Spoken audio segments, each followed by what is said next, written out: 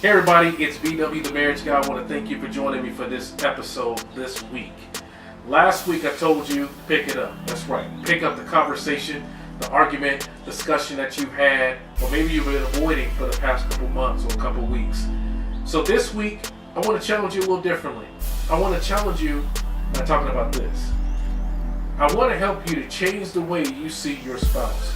Sometimes the very thing that you're thinking about may cause you to think the way you think about your spouse. They'll never do this. They'll never do that. They'll never do this. That's cool though. They could have been that a year ago. They could have been that a few years ago. But it doesn't mean that they're like that today. So sometimes, in order for us to make progress in conflict, we have to change the way that we see our spouse. Change the way we think about our spouse. Sometimes you have to think about the thing that you're thinking about in order to change the thing that you're thinking about. And you know, it may take us taking inventory and keeping inventory of the things that we're thinking about. And that's by challenging your brain. I had an opportunity to think about a lecture that an individual by the name of Dr. Levy, he actually performed this week. I took a look at it, and it was phenomenal. He was talking about how our brain creates highways based on the experiences.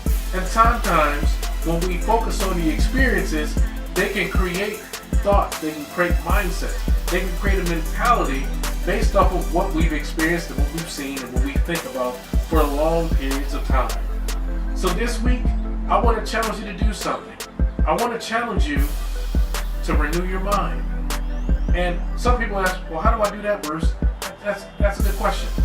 Renewing your mind means you might need to turn social media off for a while. You might need to turn the radio off, turn the TV off. And you really need to just take a day where you just receive from God. And sometimes receiving from God may not take a minute, may not take a couple minutes. It may take a couple hours. But it takes you focusing off of yourself and focusing on the Creator. Focus on what He has done for you. Focus on what He's doing in your life.